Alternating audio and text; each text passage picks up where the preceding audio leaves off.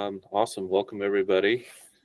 This is the Division of Outdoor Recreation, the OHV Advisory Council meeting for Wednesday, August 6th, 2025. It's 11:01. We'll go ahead and get started. Call this meeting to order. We'll start by doing introductions. And let me pull up. Looks like just about everybody's online, but Rachel, do you have anybody in there with you?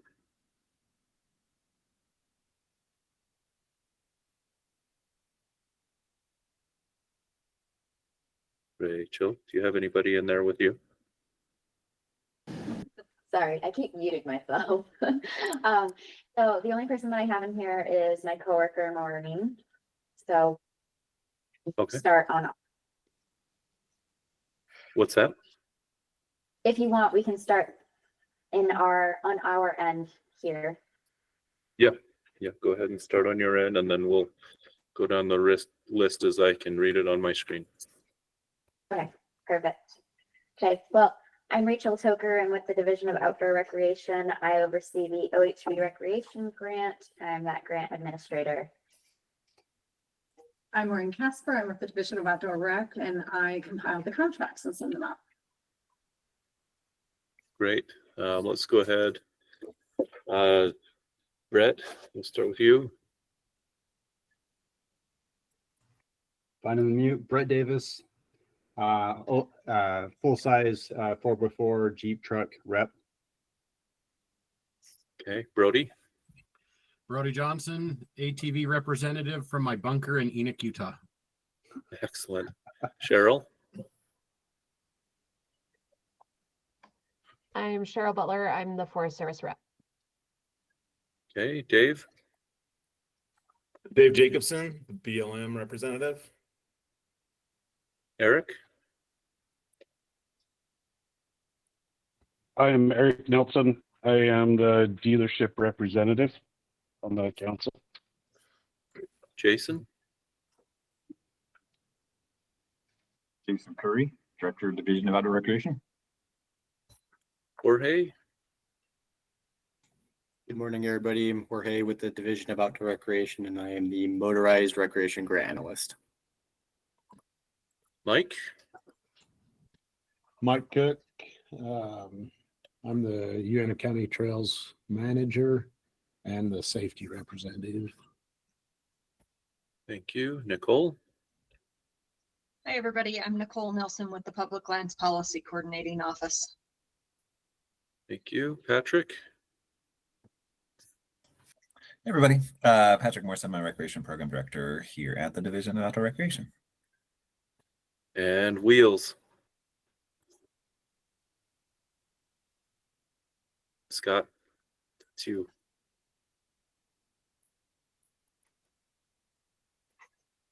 Scott Wheeler, the off-road motorcycle rep. We should be out goofing off, people. Thanks, Scott. And then myself, Jason Blankenagel, member at large and chairman. Okay, excellent. Thank you, everybody, for joining the meeting today. We will go on to item number 2, council application survey results. Rachel, why don't you go ahead and take over and share with us what you will. Yeah. So a lot of this meeting is going to be me just talking to you all, but it's something, so to give you a little background before I hop into things, this is something that all of our other grants do. They have a pre-scoring meeting where they go through, they talk about any changes that have happened during the grant cycle.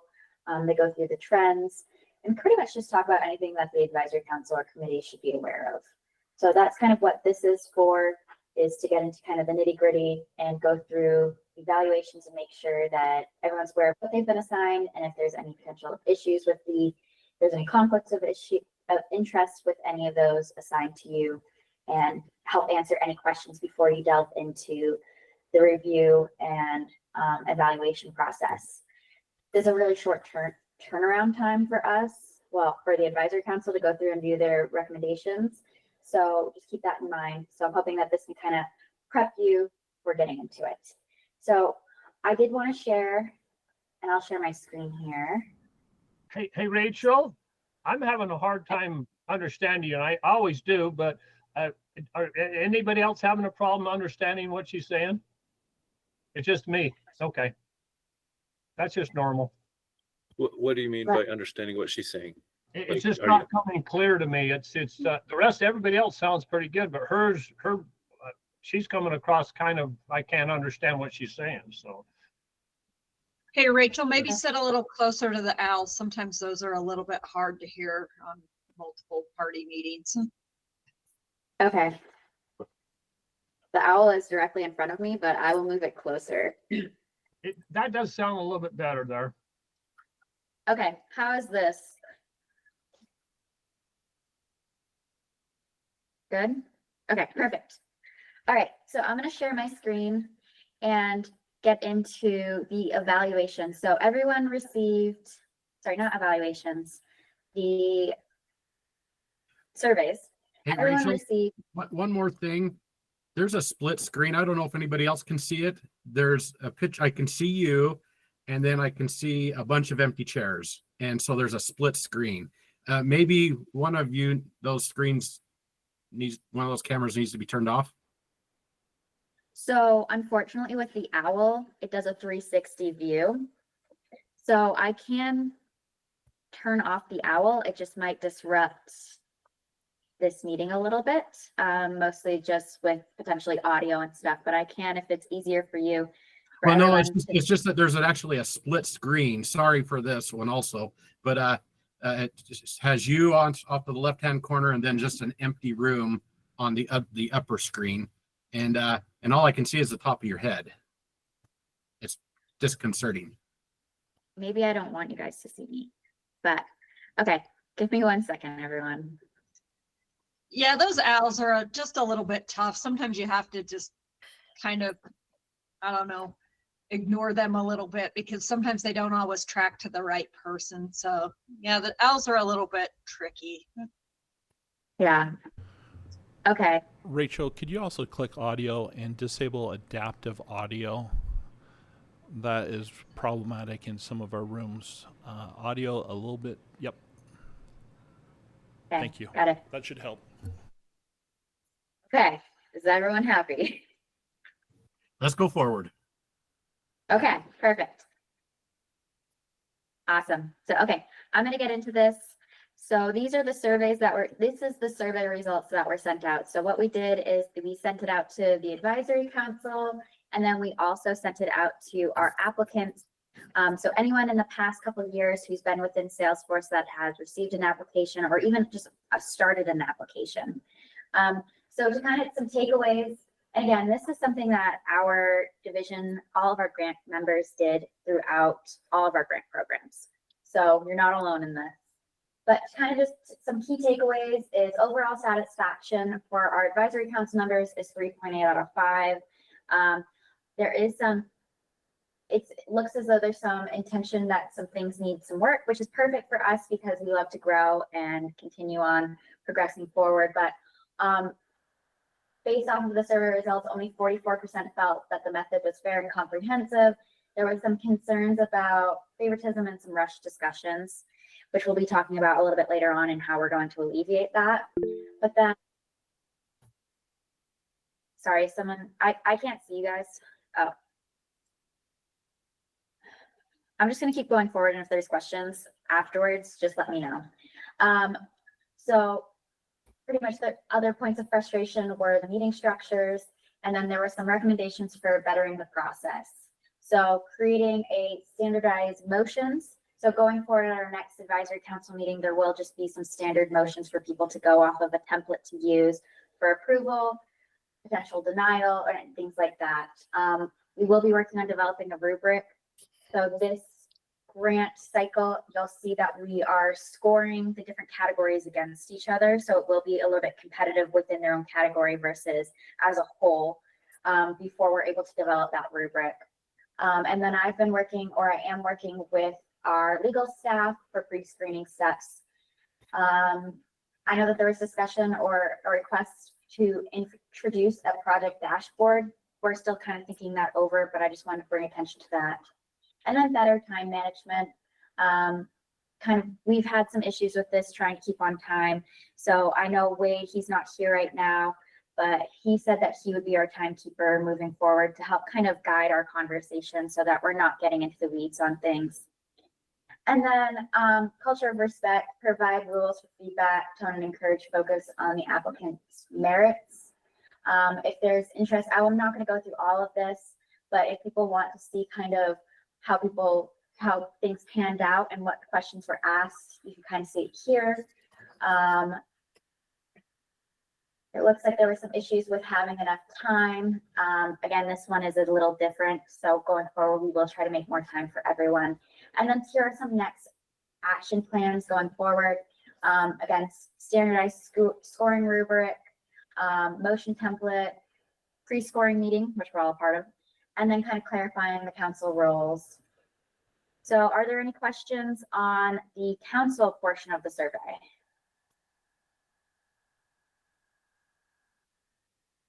Okay, I am going to move on to, I'm going to scroll down. Okay, this is from our applicant feedback. So again, a brief overview of this is 91% of respondents had applied before, but newcomers cited a lack of awareness or unclear instructions. This is feedback that we'll be taking into consideration going forward. Some common barriers was the budgeting bottleneck, budget creation, gathering documents, limited staff capacity, and time constraints were major issues for people. And then support and communication, it looks like it scored 3.34 out of 4. But despite that, 34% still felt unclear due to conflicting guidance. So again, things that we'll be working on to help with clarity. And then fairness and transparency, only 55% felt the council's review process was fair and transparent. Again, this is why we're having this meeting, to hopefully help alleviate some of that. And then a disconnect between the program guide and council expectations. Recommendations is make guidance clear, simplify the budgeting process, which I'll talk about a little bit later, and then improve outreach and accessibility, and then increase council transparency. So one of it is publishing rubrics. And right now we don't really have a rubric in place, but that will go into our next grant cycle along with our program guide that we'll be updating. And then we do live stream our meetings, and maybe that's just a lack of us notifying people of that. Again, here is some more information. 34 people responded, and yeah, so it looks as though we have some improvements to make, but that's okay. We can use this as a great opportunity to grow and learn from. And then some next action items going forward for this is scheduling quarterly webinars and then office hours. So my plan is to have a link to my calendar within the grant application for 15-minute time, for 15-minute meeting time slots. So if people want immediate attention, they can just schedule on my calendar directly. Then budget template, we'll be working on that. We're making something internally for all of our grant programs where we're all going to be uniform. And that's currently what I've been working on. To give you a little information on that, it'll be a budget template that also includes all the documentation they'll need for future reimbursements, upfront funding, anything like that. It'll all be tied in and it'll all carry over. So there will be a lot less information that they need to enter and a lot less potential for errors and mistakes. And then we'll be revising our program guide. That's included as some of our changes that we've made or intended, maybe not policy per se, but some changes. And then I've been hesitant on number 4 is creating a strong application. My hesitancy stems from having people just copy and paste what other people have said with some word changing. So that's why we haven't done this in the past, but it's something that I'm going to think about, and I would love your feedback on that if you think it's beneficial. And then we have an onboarding packet that I think that we could definitely be more forthcoming with it. Generally when, the grant, you guys do the recommendations and it closes, it's kind of a mad dash to get those recommendations sent off, get our contracts in place. And I will be honest that that's something that I need to be better about, is having an onboarding packet or an onboarding webinar that they can just watch. So that is item number 2. Are there any questions or observations or anything, any feedback or anything like that that people have noticed?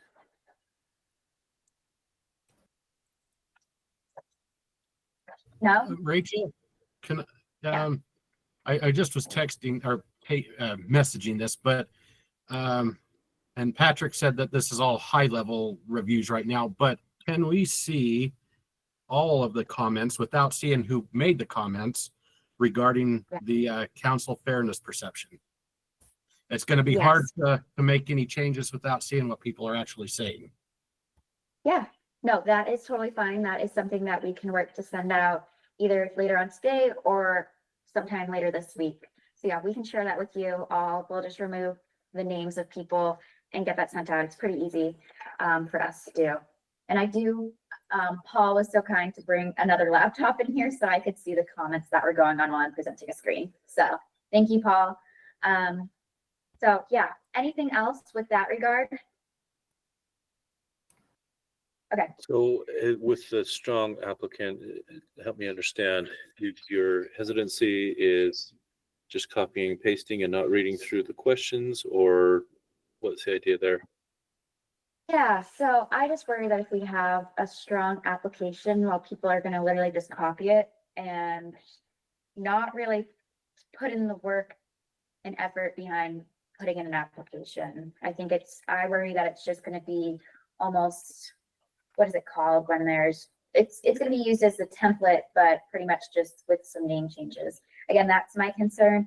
The other hesitancy is that there are total of 7 different categories. So like it wouldn't convey over, like an education one wouldn't convey over to the trail work one. So, I mean, I think that we could have 7 different examples. But if that, honestly, if there is a desire for that, I'm more than willing to. Again, I'm thinking about the what ifs instead of actually seeing how it will play out. Patrick? Patrick, what have we seen on the non-motorized side? Have you guys offered example applications, and what have you guys dealt with on that side? Yeah, I wanted to add a little more context on this with the kind of the strong example, because we see this, across a lot of our grants, and, on our end, we're writing questions, and to us, they make a lot of sense, but as we see responses come in, we realize like, oh, maybe something didn't translate. And so I think, if it's not a direct application that we're pulling and just kind of modifying like identifiers, I think the best route for us might just be like more annotated, so when we are talking about like project description, we just have like a sample application that's annotated just to give more definition of like what we're actually looking for, because we ask a lot of questions, we're looking for specific things, and we do think some of that gets lost in translation. So this was a big request, and credit to Rachel, she did a great job on this survey, but we had our entire staff reach out to applicants and committees, and common request with a lot of the applicants or a lot of the respondents was like, can we just see the application beforehand? And so I think that's going to be the route we go, is just work with you all. And I think part of it will be like, I don't have an application in front of me. I mean, I could pull it up, but would just be like, hey, when you're looking at this question, for example, what are the things you want to see? And then that'll help us even kind of create, a better understanding between council applicants or committees, applicants, whatever have you. We just want to make sure that there is that shared understanding of what questions are asking and how they're being evaluated. So I'm thinking personally, yeah, just like an annotated sample application, just so we can really refine what people want to focus on. Does that answer the question? Yeah, I think so, and I think part of it too is we as reviewers should be able to look at, can copy and paste and tell if it's something that doesn't match up, and we can evaluate that on our end. But yeah, I'm just okay. Well, I think, one important thing, as we're talking about this, I mean, it's important for you to also be able to, understand what the applicant is saying, so you can properly evaluate them. And it's important for them to understand how you're going to evaluate, so yeah, we want to just make sure that line of communication and understanding is at a level that's agreeable for everybody. And Patrick, I like the idea of, I don't really see going forward the applications changing a lot. So that's something that after this cycle, where advisory council says, hey, this question doesn't really make sense, we're more than willing to rework and open up it for ideas, or if we want more additional questions on things. In the past, we've kind of just done it internally. And so hopefully to help alleviate that, you know, making it so that we're working together on it. You know, it's not just us prepping the month prior to getting it uploaded and stuff. So after this, again, if you see anything, or I can send an email at some point after this grant cycle closes and we do our recommendations, that if anyone has any alterations or edit suggestions, and just before it goes live for in the coming year. So I like that idea. Okay, thanks, Rachel. Thanks, Patrick. Brody asked a Brody. question. Yeah, I mean, I think that is something that we could do. It's not something that we've thought about, honestly. I mean, I guess it would potentially open up the door for you all to potentially get contacted a lot more. But again, if that is something that consensus wise is something, or even specific people on the advisory council are interested in, we can help with that. It's really easy for us to. Rachel, this is Brody. I'd rather them know who is reviewing so that they can reach out if they have some concerns, than maybe us cold calling them. And so it just seems like that's a fair thing to do, to let them know who's going to be reviewing, so we can have that communication earlier rather than kind of last minute. Yeah. As long as you're not taking bribes, Brody. No bribes here, unless there's like shrimp involved. You know, I that is kind of a joke, but that is like one of my concerns, is somebody calling, trying to like force that theirs is the best and try to change your opinion. So I guess I have some reluctancies to that suggestion. I don't have a problem with somebody calling me. I can say no. I can say, and you know, you don't promise anything. You just say, hey, we'll take a look at it. I am one of 3 of 12 people that's going to be looking at this. But, you know, ask your questions, things like that. I think it's fair for people to know who's going to be reviewing them. It's just like anything else in our lives. It's nice to know who's kind of quote unquote judging us. Yeah. Go ahead. Scott, go ahead.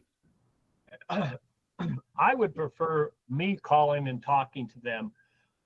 And actually, it's the whole board that's reviewing them. The ones that are assigned are the ones that are supposed to dig into it and find out more information, or the most, to dig into it more so.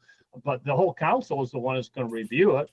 But I don't know if I want them to know that I'm reviewing it, directly reviewing it. I'd prefer calling them myself and talking to them. And usually I do call them if I have questions. Well, this doesn't take out our ability to call them.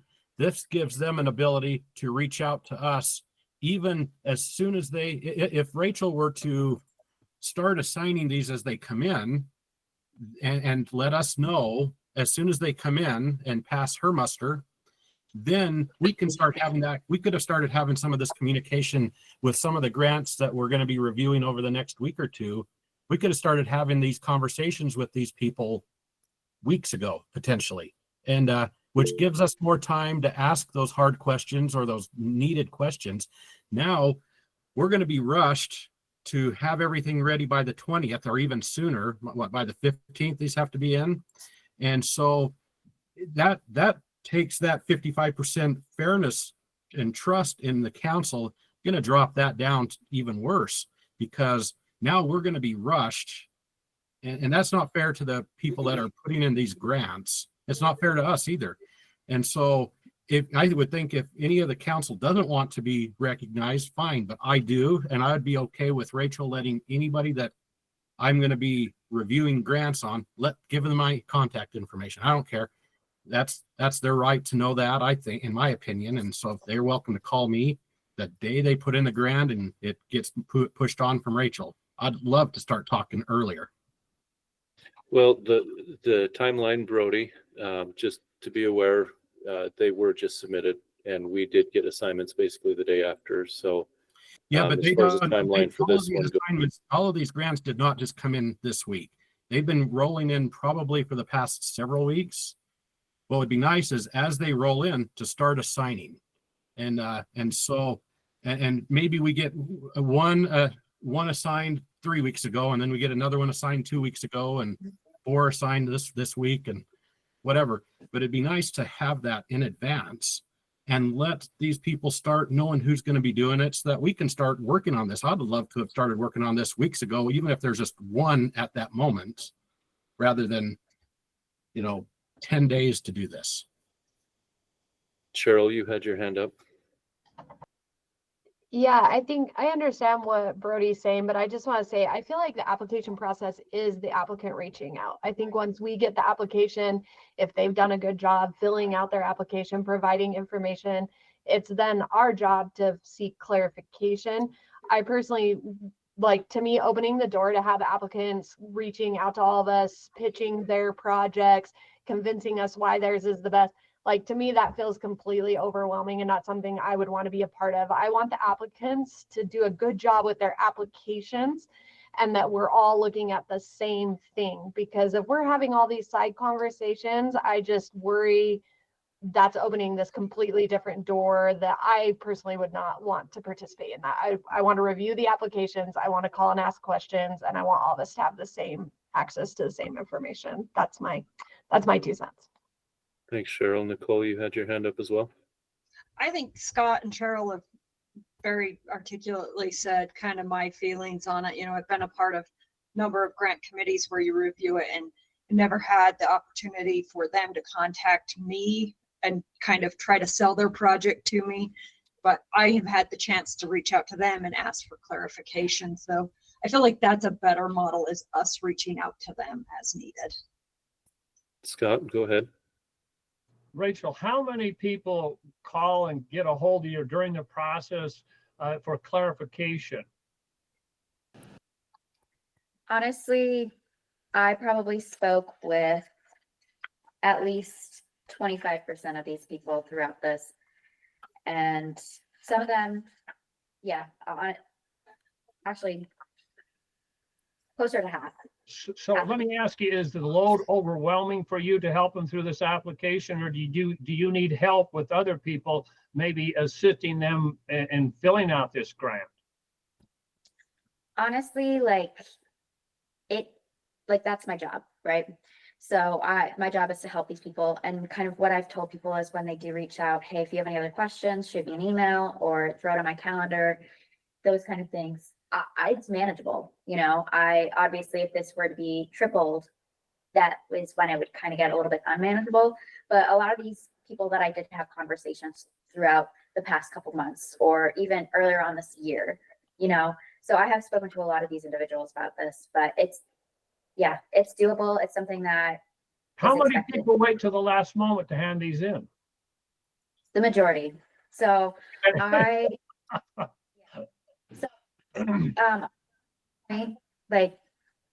this is, again, Brody, I know you've been saying this for a while. So, but to give you some perspective on my end, why we usually wait till the end of it is because a lot of you all have been assigned very specific reviews based off of your background. And let's say, there's 5 reviews that come in prior, a week prior to the closing date, but I've already assigned all these reviewers and people have started their reviews. But then later on, I've realized, hey, I don't want this one individual to be reviewing 15 when everyone else is reviewing 10 applications. It's just that workload feels unfair for people. And then also me being I wish that this individual was on this application instead, So, and again, I know that's kind of small things, but that's just how I am. I try to make it fair. I will say, I was out of the state until this past Saturday. So that's why it's been crunch time for me this go around. Normally it's not like that, but trying to send things out and give feedback and stuff like that and send it out for reviewers, it adds an extra layer when I'm generally in those times I'm working on other items. Again, prepping for this, but usually I'm working on other items that kind of take precedence. And so assigning reviewers, for me, I like to have that deadline of, hey, the grant closed. The day it closes, I like to have a new reviewer. I like to have a reviewer signed. But Looks like Jason's raised his hand, so he might have some feedback on that. I think Mike had his hand up first, so let him go and then I can just offer a little extra on this. I wouldn't mind people calling me and asking, but I'd be a little nervous of actually having things assigned before the due date. Because, I mean, you can change your application right up to the due date, basically, right? So if they're actually contacting the person that's assigned to review that application, it may give an unfair advantage because they're gonna change their application and change it in regards to the people that they're doing that. So I'd be a little nervous about it creating a bad situation where people are just drilling the people that are reviewing the application so they, just, I don't know, just doesn't seem like that'd be a very good situation to have that be for the due date. Now, once the application's final, then contacting the reviewers or anything, I have no problem with that. But I'm with Brody. It is a kind of a pain to go through these, to do a detailed look at their application in just a couple of weeks. And I understand why he wants more time. I don't know how we could fit that in unless you had some type of a deal that they had to be on this date, and then you had a 2-week period to kind of review them and make suggestions how they could improve it, and then actually score them after that. But that would complicate things too. Yeah, Jason, go ahead. Mike put it kind of the way I was thinking of it. This process is designed to have a level playing field, and for us to have everything happen at the same time. That's what this does. Is it eliminates or minimizes any of that unfair competition. So somebody that applies early might have an advantage. Somebody that, let's say that the group that is being reviewed by Brody, they're going to get a little extra TLC, and the group that is being reviewed by somebody that maybe just doesn't have that capacity in their daily schedule, they're not going to get that same level of assistance and question and answer type of interactions.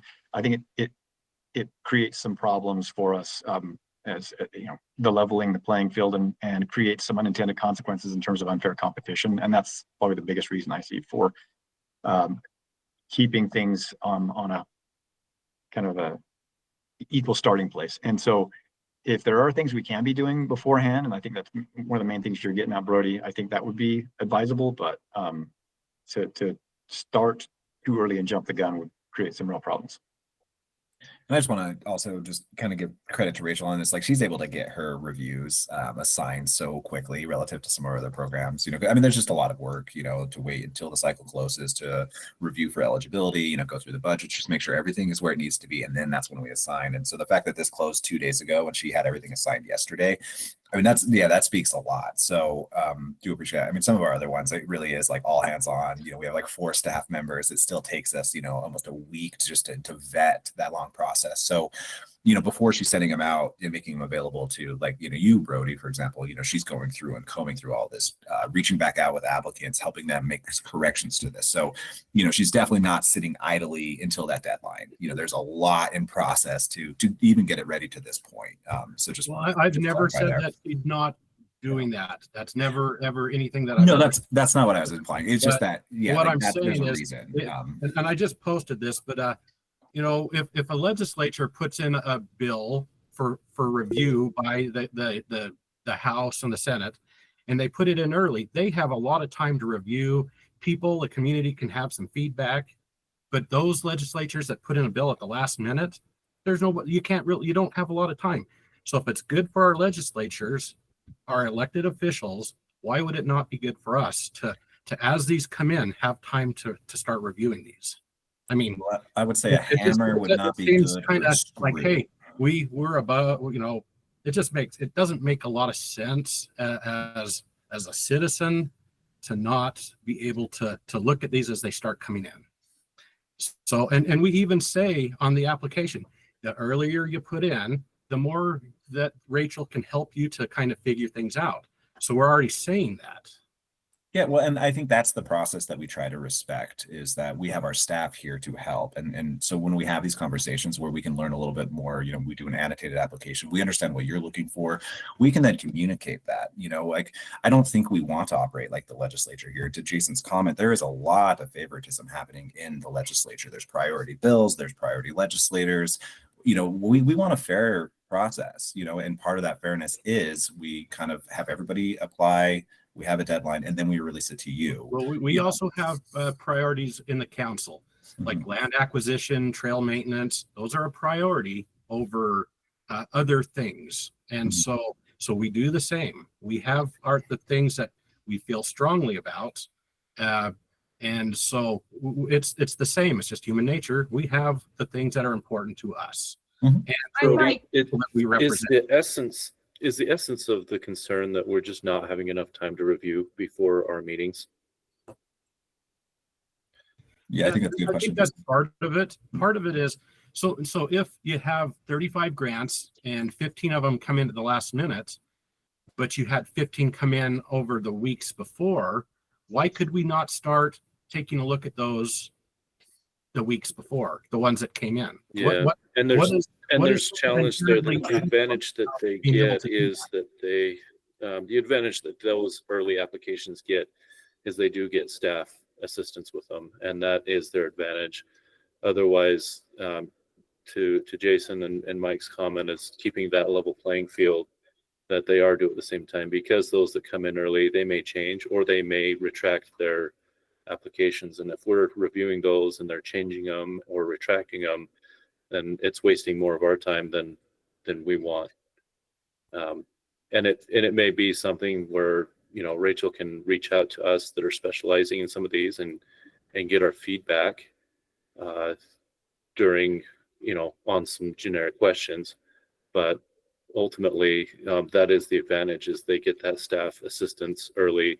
But other than that, the deadline is the deadline, and an application that comes in early is just a pre-application, and that they can even change it up to that deadline. So reviewing it early doesn't necessarily give anybody an advantage, and it could waste a lot of our time too.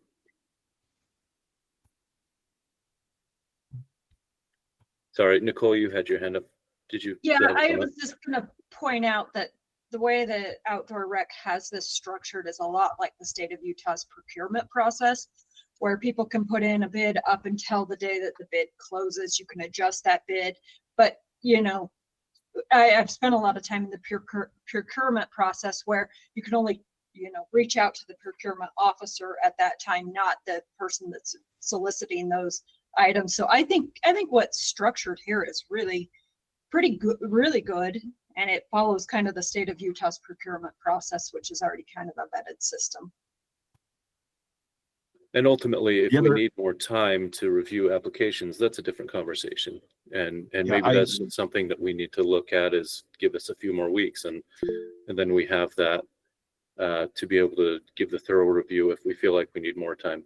So Jason, you had a comment too. Yeah, sorry, I just agree with that, Brody. I think that really could be necessary. I mean, I score dozens of grants every year, and so I know what it's like, and it does feel like a time crunch, and it does feel like it'd be nice sometimes to be able to ask additional questions. The other quick thing that I'll point out is, in the legislature, the bill making, law making process is not competitive, and so those advantages are innate in that process, and it's fine. But these are competitive grants; they're competing against one another. Bills don't compete against each other, so that's another thing to keep in mind. Well, and there's only a certain amount of money in the pot, then that bill does become competitive.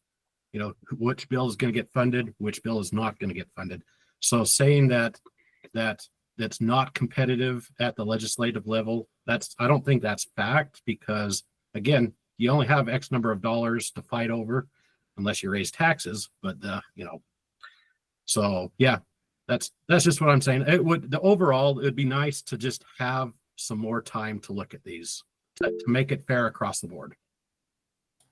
And Brody, I just want to like honor, like, what you really want is just to be able to assist these applicants and like give a better review. And I think that's great. And so if as simple as just giving more time. You know, I think we have what, 2 weeks on this one. You know, let's next cycle, let's give you 3 weeks, 4 weeks, like what you think is going to be enough time. Let's do that, because I you know, where you're coming from is you want to Looking at just the scoring be sheet, better. Yeah, like looks like let's- these are due on the 15th. And so that's what, 7, 8, that's 9 days. Okay. So that is when you have 8 or 9 or 10 to review, and you have to reach out to some of these people with questions, it gets to be a little crunchy. And and then does that not take out the fairness if you're crunched? And so just really at the end of the day, more time to review these would be great. Easy. I mean, and that's so achievable. So yeah, we can honor that for sure.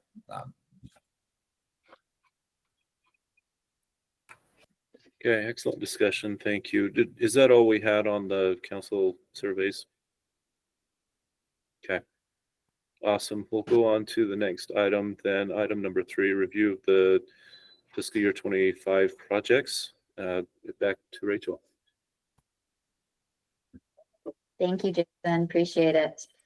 Okay, I'm going to share my screen again. So I just kind of wanted to give a highlight again.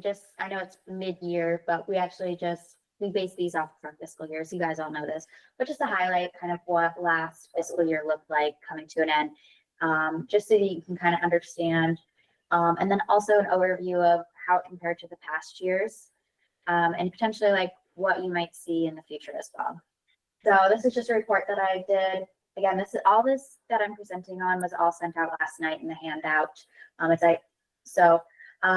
Last year we requested amounts was 5.1 million, and we awarded 4.4 million.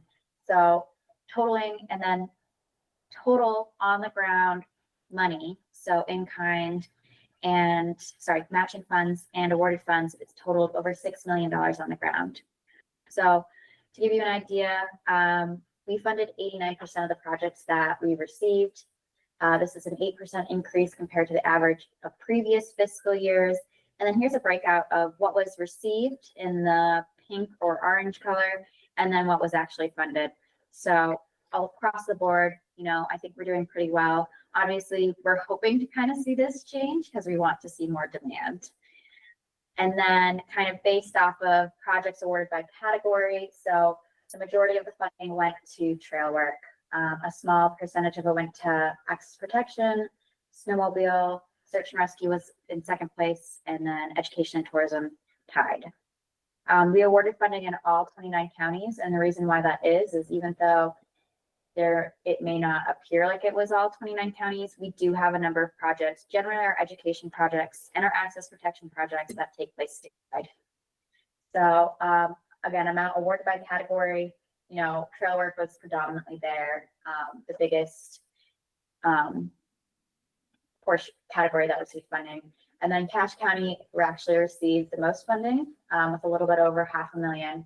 And then kind of just what I stated earlier, and that's where I'm getting this number based off of the awarded, as well as with how much matching funds was on the ground. And then down here, again, this is just the application type and then funding by county. So most of this came from our counties. Again, this is just based off of the application numbers. This isn't individual counties. So just keep that in mind. The next one was nonprofits. We didn't receive any from city, towns, anything like that. And then federal and state. And then just a brief overview of kind of where that funding went on the ground. Again, Cache received the majority of it. But then some runner-ups were Garfield, it looks like Blaine, Emory, Salt Lake, I don't know what this one is, but maybe Davis. Yeah, so just kind of seeing where that funding went. And then this one is very large for some reason. Oh, wow, okay. And then this is just over the years. So kind of how compared to other years. So again, this started in 2020.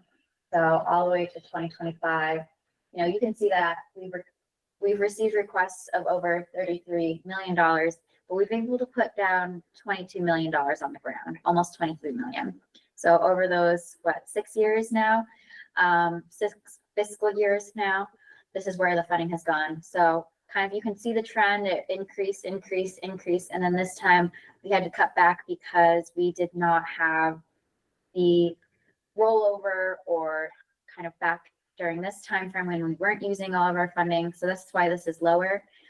Something that Jason is working on and that we've submitted to the governor is a building block request. I believe it's $6 million annually instead of 3.5 million. So that's what we're working on. I believe it was submitted earlier this month. Last month, at the end of last month. So it's something that we're working towards. Hopefully that request will be allowed and we can use that funding that's in our restricted account to increase. So what we're hoping is that we always kind of see the demand for over $6 million in funding, so that we can really get that money on the ground and that we're not having any excess of that. So let me zoom out just a little bit. Oh my gosh. Okay. Either all or nothing. So again, predominantly this was all used for trail, like a lot of these projects were trail work. Search and rescue came in second, tourism. And then back in the day, we used to have an other category. We got rid of that as requested by our auditors. But then we have education, access protection. Snowmobile is more recent. It's probably came around in like 2 years ago. That's why we have a little bit less. And then our land acquisition is new as of last year. And then if you kind of want to see, I'm not going to try to zoom out again just because I know it's going to be a problem. But this is, again, as an overview of over those past 6 years, this is where all of the funding has been spent all across the state. So it looks like Beaver has received the majority of funding. I know that they are the ones that received that land acquisition, so that $850,000. So probably why they're outshining the others. And then again, total project value. So this is on the ground dollars, including matching funds and our funding. So over $36 million is going on the ground. So that's what we've done over the past 6 years. Are there any questions or? How is there only one land acquisition when Beaver County has 2 of them? That was the Puffer Lake and then the trailhead in Beaver. That was a land acquisition. So it was, but at that time we didn't have that category for it. So it technically fell into trail work. Believe me, I was like, wait, what? So yeah. So that we could easily change that, but I'm just basing this off of what categories people applied under. So we technically have had 2. And that's why we did create that land acquisition grant opportunity, is because of the one that took place in Beaver for that trailhead. Dave, you had your hand up. Yeah, I thought this report was really phenomenal. I mean, it really shows where money's going and what's happening. I did wonder, I don't know if this data exists, would it be possible to drill down into it and say X amount of miles of trail have been improved, X amount of trailheads have been constructed, X amount of pieces of equipment have been purchased, something like that the public could see? Honestly, yeah, we love that idea. Maureen's taking notes right now. So that's something for us, especially now that we're in Salesforce, that's really easy for us to do. It's something that we already can track. So like pretty much every question that's within the application, we have it set up where we can actually pull reports on it. So that's really the benefit of Salesforce. But prior to Salesforce, at one point we were in Submittable, and then we were actually on paper application. So yes, we can, but prior to fiscal year potentially 23, it would be very difficult for us. I do, and I've been working slowly on an asset list for all the assets that have been purchased, even included as part of matches and projects. So that's something that long-term, yes. I believe that, and again, Patrick, correct me if I'm wrong, but that's kind of what Jorge was going to kind of work on, more of like numbers side on some things if he has time. Is that correct? Or am I just? No, I mean, that's perfect. I think, yeah, what we're trying to do is just like pull all the historic data for all of our grants, and just kind of do like a nice live story mapping asset that will show where they are, but hopefully it will be somewhat searchable, so you could be able to look through categories like counties, legislative districts, but yeah, we are kind of pulling all of that. It's a lot of data, but But yeah, Jorge is working on it, and hopefully we'll have it ready here in the next couple of months. Cool. Thanks. Yeah. Okay. Again, I'm just gonna be talking to you guys this whole time, so get ready. All right, I'm gonna share my screen again. So as everyone has seen, we received 34 applications for a little bit over 2.2 million. As for the amount we have available, we just closed out our fiscal year end, and I reached out to, wow, the quality of this is not good. I reached out to our financial person. Again, apologies. I might just pull this up on my end. Hold on 1 second. Rachel, this is part of item number 5 for the Q1. Yeah, so this is part of item number 5. Okay. I don't know if it's enough. Did we need to go back to item number 4 and cover review of new grant policies before we move on to this? Yes, thank you. Okay. Thank you myself. Appreciate that, Chair. Yeah. Okay. Apologies. So I sent this out yesterday, and so when it comes to policies, currently right now we're working on the one policy that changed during the last grant review, which was the rule change, and that was based off of a legislative update to allow for 100% of upfront funding for entities in county classifications 3 through 5. Is there 5 or 6? Anyways, so counties that are more rural, that they can receive 100% of upfront funding before project completion. What that involves is them working with us, doing it in increments, and also with the guarantee that they are going to finish up the project and finish reporting on it with it. So that is the biggest policy change. I know that there's been some requests for additional changes within the rules. With that in mind, that discussion will either take place at our next advisory council meeting or potentially one in between. So when I say next advisory council meeting, I mean the grant review, or sometime in between the second quarter. So with that in mind, though, I did kind of want to go through this. There's 23 pages, so I'll try to make it somewhat quick. But based off of kind of what we've seen, and again, this is the program guide. This is what we share. It's within the application. It's been shared with you guys throughout every year. There's a grant tour where we go and we travel around the state to generally 12 or 13 locations, and we have this physically in hand. I have people reach out to me asking for physical copies. So this will be updated in the next couple months, gearing up for our grant tour. So some of this information is a little bit inaccurate just because, we're already in the thick of things for fiscal year 26. So it's hard to kind of keep this as up to date as possible. But I just kind of wanted to go through based off of what we've seen and some different potential changes or just some things that we need to change. So I know that there's been discussion about changing the dates. So that will have to go through a rule change. And then within our trail work application, this used to say that you had to consult with me to a 15-minute consultation for projects that exceed $350,000. Well, we haven't really seen that. And I don't want to hinder a project potentially from getting awarded by them not following this one-line statement. So it's something that I'm thinking of removing, but again, I'm open for feedback. We want to include the new matching scale, the flat rate for SAR. Upfront funding will be changed, obviously.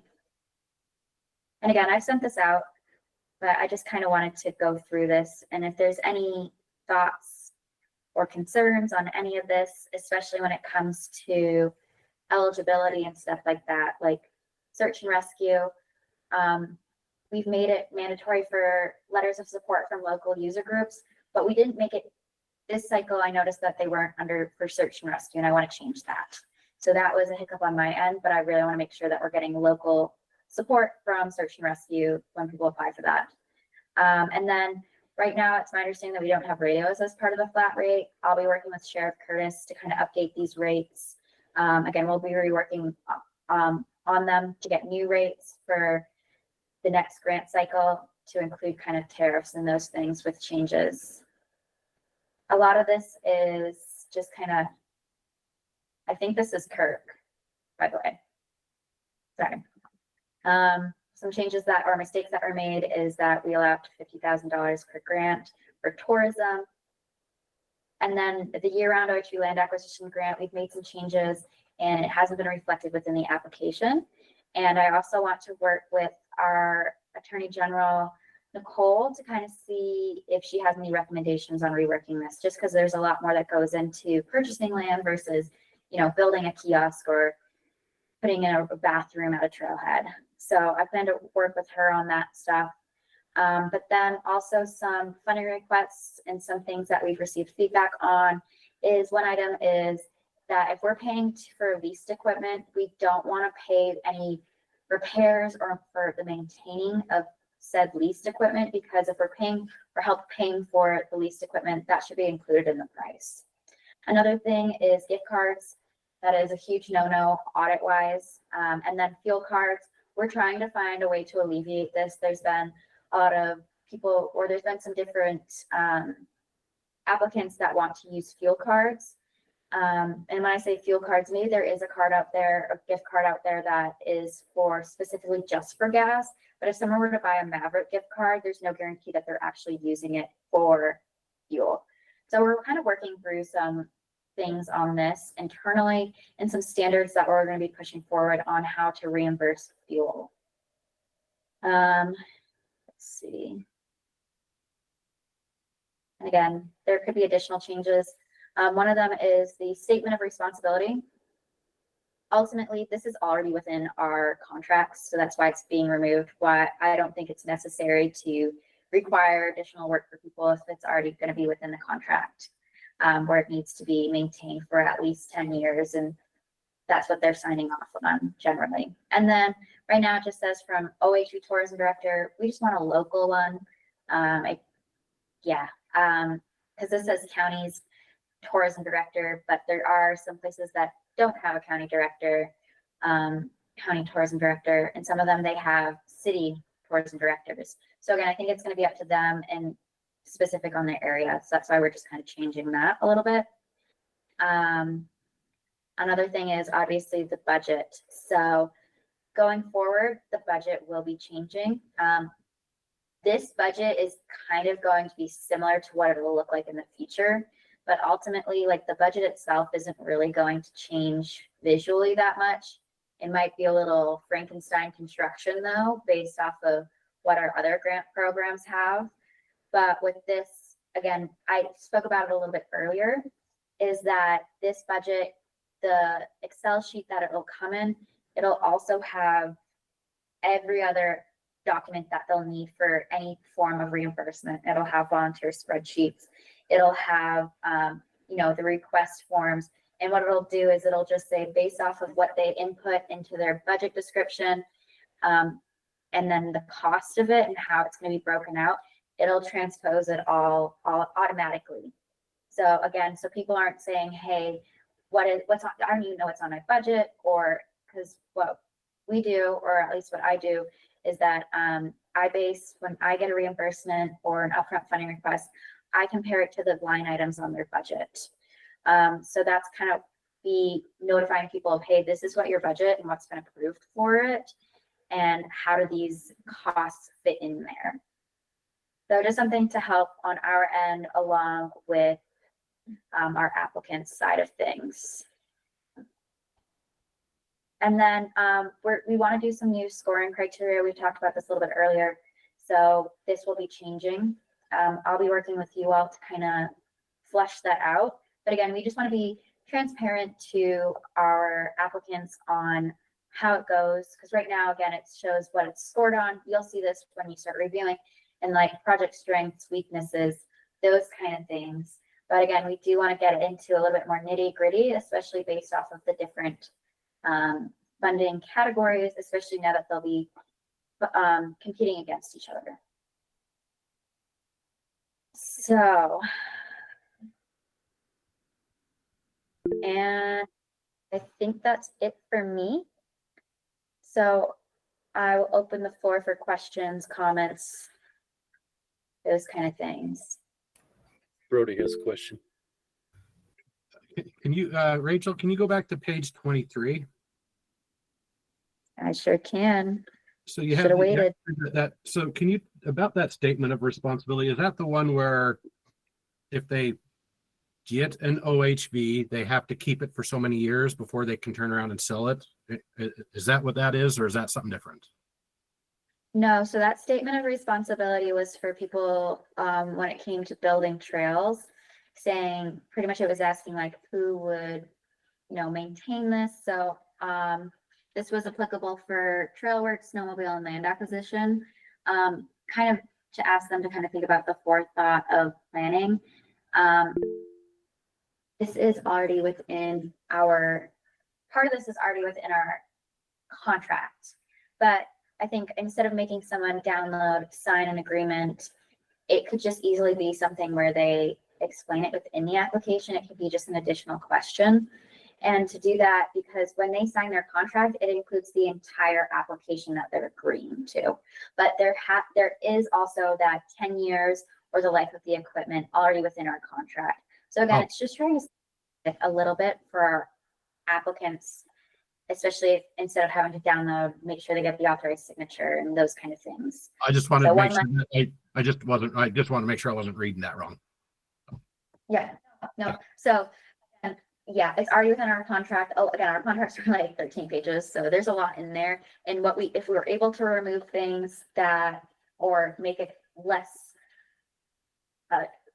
one less attachment for people to do, it will help, you know, simplify it just a little bit, especially if it can easily just be a question within the application that is like a sentence long versus downloading and having to update a form and those kind of things. So. Patrick, did you have a comment? Oh, I think Rachel covered it pretty well. I think honestly, this was just kind of a check for us just to make sure, for particularly like trail projects, that they do understand there is a maintenance component, you know, and so it's asking them like, how much do they anticipate it costing to do maintenance? You know, who's the entity responsible? But as Rachel kind of just stated, like we actually have that in the contract language, but it is nice just to make sure that they are aware that, you know, trails do need maintenance, and I assume most do, but you know, we'd be surprised. But thank you, Jason. Okay. Scott, what's your comment? Yes, I do have some comments. You know, in the brochure, looking at it, it talks as trail maintenance is the #1 goal or the highest goal in it. I believe over the last 20 years that we have lost a lot of access to routes that I used to ride on that are closed now. And my concern is if I was to grade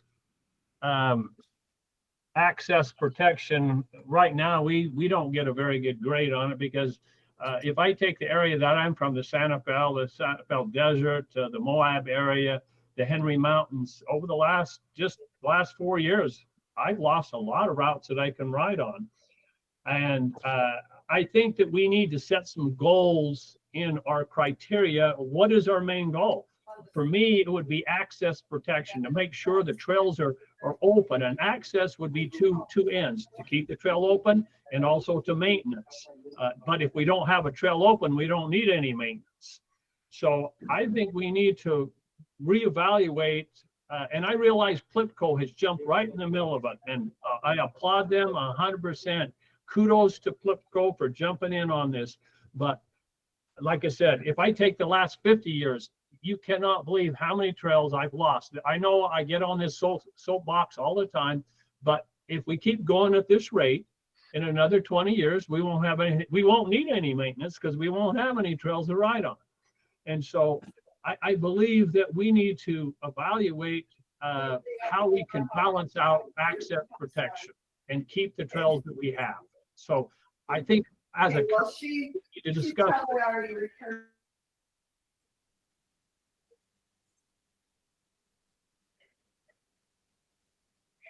Nobody wants to continue. say anything? Sorry, Scott, somebody just walked in, but you can go ahead. You want me to talk some more? Oh, I feel like we interrupted you mid-sentence, so. No, my concern is you look at how much money we have spent on access protection. It's almost nothing comparatively speaking to what has been spent on other things. We keep losing trails. Every time they have a management plan, we lose trails. And I believe that as a council, maybe I'm not sure that we could become more politically involved where we make comments. I don't think us as a group has ever made comments to travel plans or to changes at the administrative level of the government, the BLM or the Forest Service. And I believe this council maybe should sometimes discuss that of making comments about travel plans. Like I said, some pristine trails just got closed in the Sangerville travel plan for me that I've used for 40, 50 years, and they got closed. The neat ones, not the garbage ones, the really neat ones got closed. And so I believe that maybe access protection should be our number one goal, to keep this resource open to us. And like I said, that's twofold. To actually keep it open and also to maintain it so we can use it.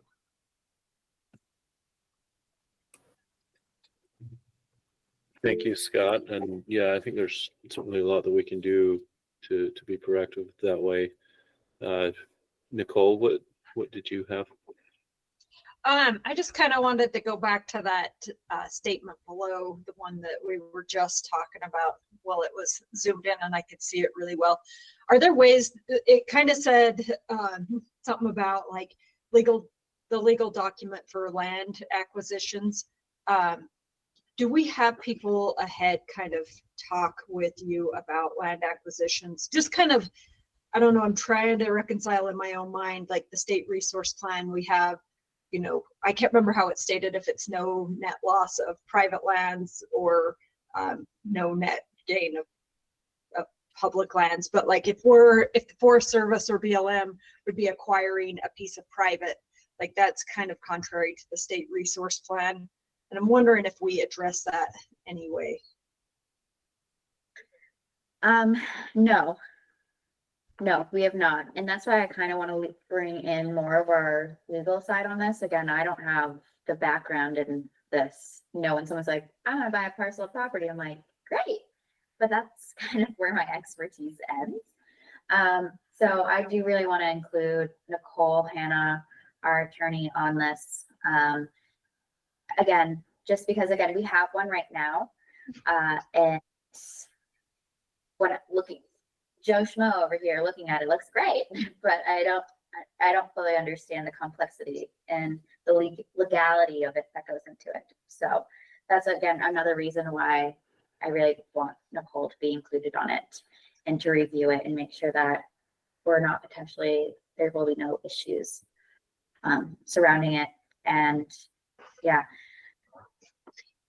It might be worth, working with us as you rework that. Some of that's not going to be legal language, but it is part of the state resource plan that's adopted by the legislature each year. So we would love to help as Nicole reviews that. Okay, perfect. Yeah. I will definitely keep that in mind and I'll include you all on it. So again, thank you.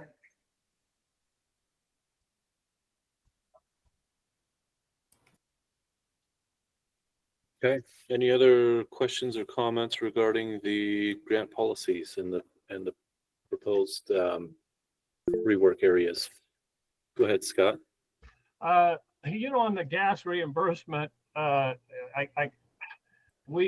you go out and do something as a volunteer and you've already burned your gas up, does it matter what you use the card for? You could buy a candy bar with it or buy a hamburger with it. You've already spent the money to do what you're doing, and you fill out some paperwork and say, hey, I put on 200 miles, and it doesn't really matter what you spend it on after you've already used it, do you, if you get a card?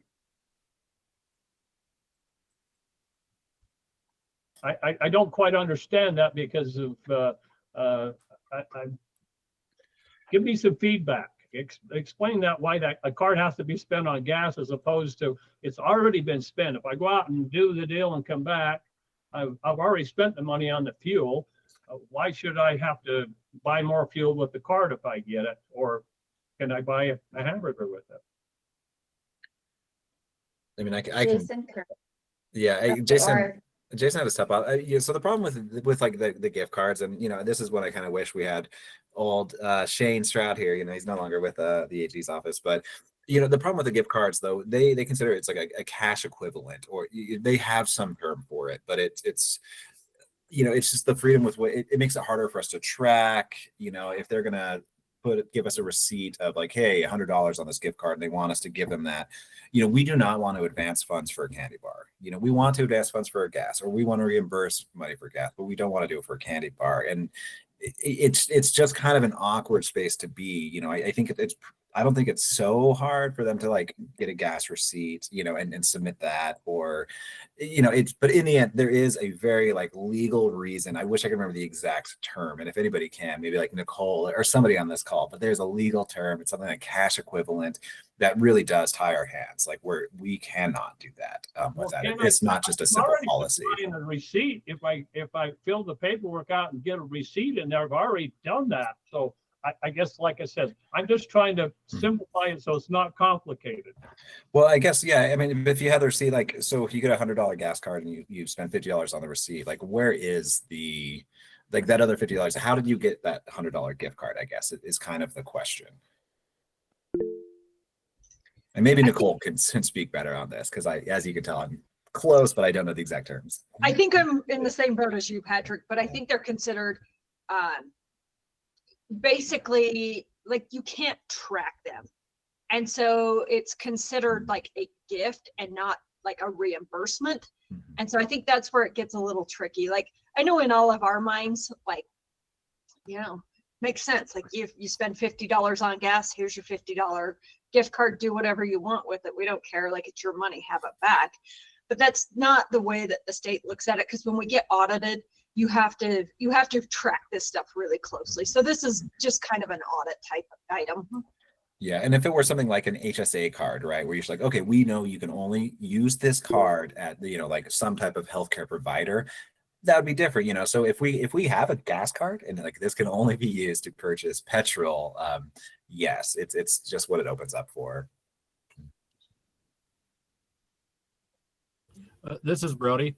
So if they were to submit a gas receipt and get reimbursed for the gas that they used, and then the state sends them a check for that, do you know that we still get a 1099 form for that, and we still get taxed for that anyway? So now we've already paid the tax on the fuel. Now we're going to have that added to our income and taxed that way too. So it doesn't matter if it's a gift card or a check reimbursement for cash, you're still going to get penalized by the IRS no matter what you do. Yeah, well, I mean, truthfully, our preference is not to reimburse gas, like penny for penny. Our preference is for them to use the established state rate, because that includes not only gas, but also wear and tear to the vehicle.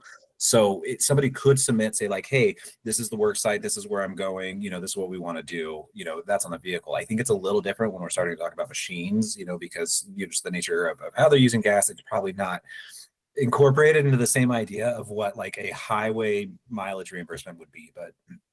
But in the end, I mean, the state government, federal government's preference is not to reimburse gas dollar for dollar. It's to reimburse by mile, so it can incorporate wear and tear and gas. Well, I mean, yeah. So you buy $100 worth of gas, but that $100 took you 300 miles. So you submit your 300 miles at, what is it, 27 or 30 some odd cents a gallon or a mile.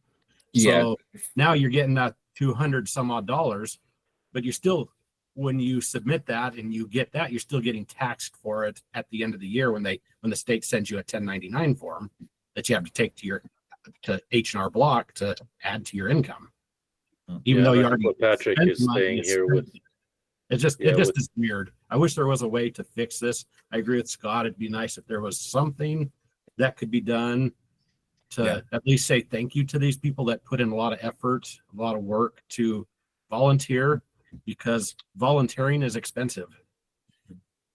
Well, you know, I mean, they are being, you know, there is reciprocation there, right? I mean, they do get the volunteer rate, you know, mileage reimbursement is pretty generous, like all things considered. It does include the wear and tear. Like, I don't think these people are doing this entirely for free, right? I mean, they're absolutely volunteering. I mean, we would be helpless across the state without these people out there. But if their hours are being counted towards the grant, how is the individual volunteer getting rewarded?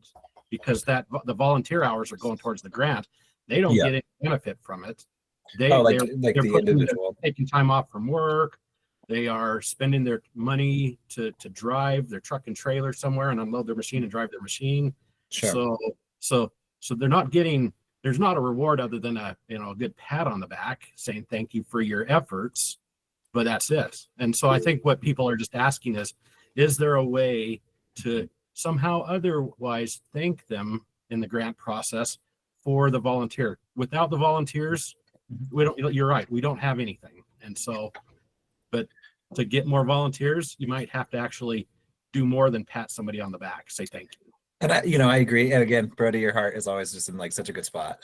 I would say like fuel is complicated. Unfortunately, fuel is complicated. But what is not complicated is like food and drink, and we do have just kind of that joy of giving back. I volunteer a lot. I don't get paid, but that's okay. I want to volunteer, and hopefully they have that same mentality. But if we do need the reciprocity, people can use these funds to provide food and water, sometimes swag, for their volunteers. So, there are some things, unfortunately, we can't be everything to everyone all the time. We can do our best. Fuel is complicated. Maybe it's not ideal. Is there a way, especially if the grantee is a 501c3, to you can list your volunteer hours and then use that as a tax write-off? Is there a way to do that we don't have to worry about the gas, but your time away from everything else, your time, then you submit something to your H&R Block to get some kind of it'd be like a tax donation or a donation to your church or whatever, but it would be volunteer hours. Is there a way to do that? That might be out of my expertise, unfortunately. So I just don't know. But we can compensate the applying entity with that volunteer rate. They can be reimbursed entirely for food, refreshments, swag, if that's part. Although I think there has been some swag discussion within this specific council. Some of our other grants just don't allow it, but food always. But yeah, I mean, I wish it were as simple as like everybody who can volunteer who drove 50 miles, like here's like a $20 bill on your way out, to top off or something. But unfortunately, it's just not. It's a tough one. We have our responsibility of, just to our auditors, to the taxpayers, and gas is tricky.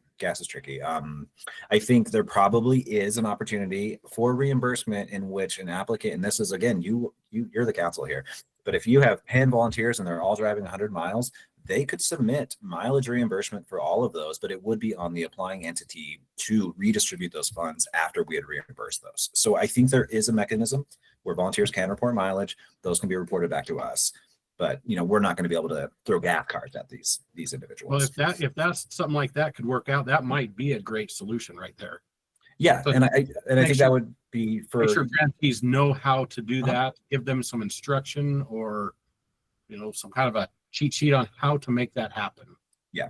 And, and something we're always going to be talking about, is that would be tough to do compliance towards, right? Because now we're suddenly trying to make sure, these 20 volunteers were actually traveling these miles. But, especially if this council deems it something you want to make sure to prioritize. Yeah. Let's talk about it. I think there's that opportunity.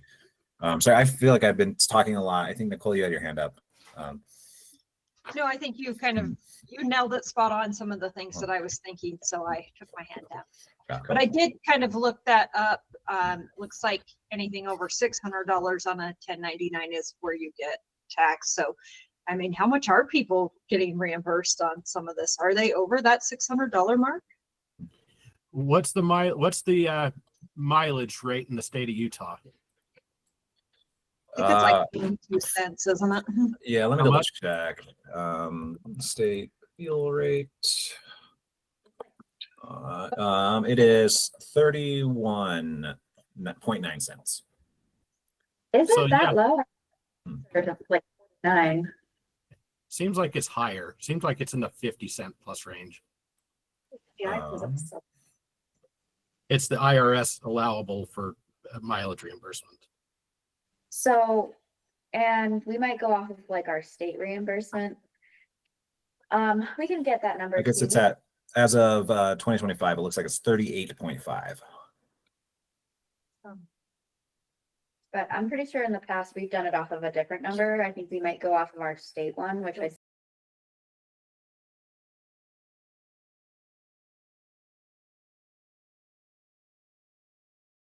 All right, welcome back, everybody. We'll give some time to division to go over some information about the call.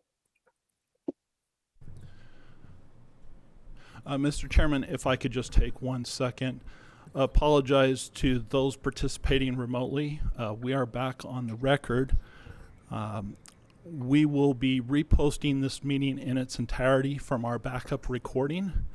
This meeting is now secured due to some inappropriate behavior with those with ill intentions. We have a commitment to transparency in our agency, but that is the reason for the repost. We appreciate your patience. Again, let me turn it back over to you, Chairman. Okay, sounds good.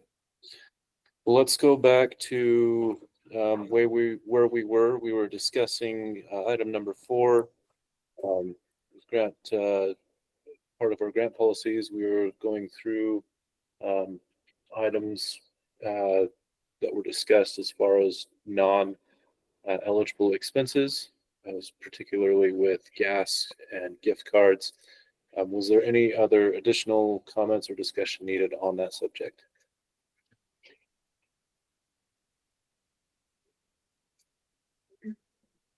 That's Okay. one way to station. Seeing no more discussion on that, we'll go on to item number 5. This is the fiscal year 26 quarter 1 grant requests and funding, and Rachel will be able to bring that list up and we'll go through that real quick. So take it away, Rachel. Everyone. Okay, well, I'll share my screen. I'll just hop back into it without delay.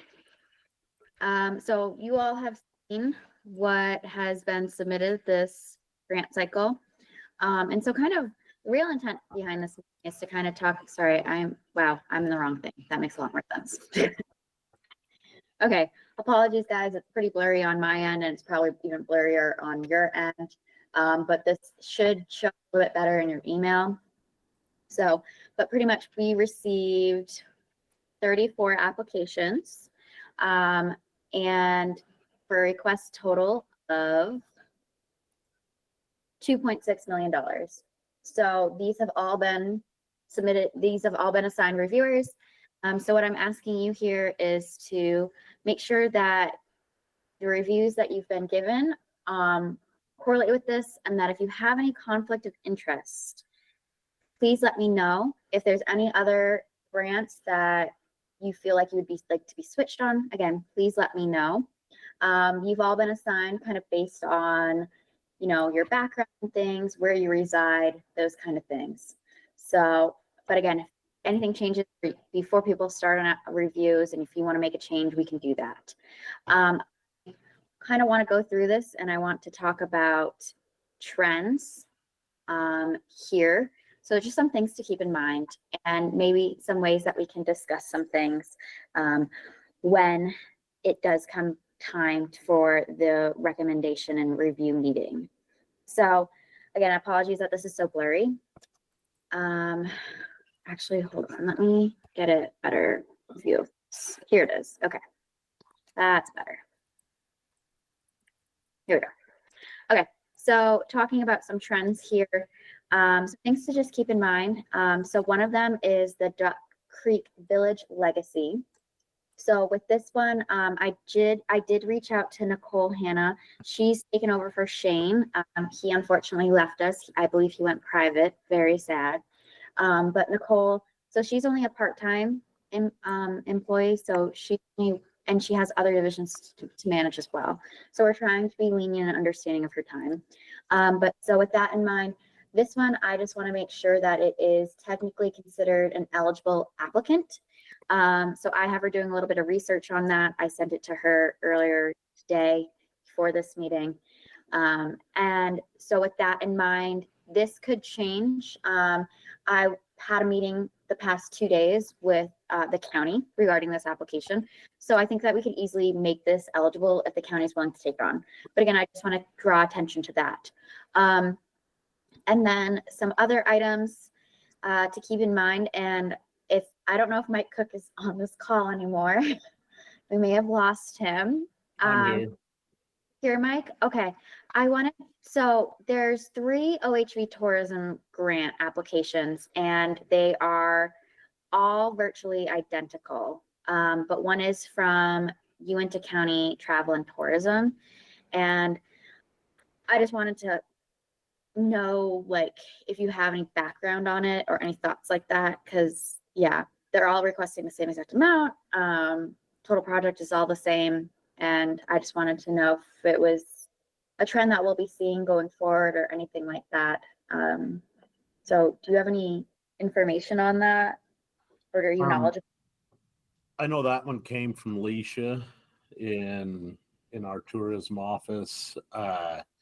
It's mainly just to work on, at least I understand, I don't know a lot about it, but it's mainly just to work on, so like to get our website, help with the website, and other minor stuff like that.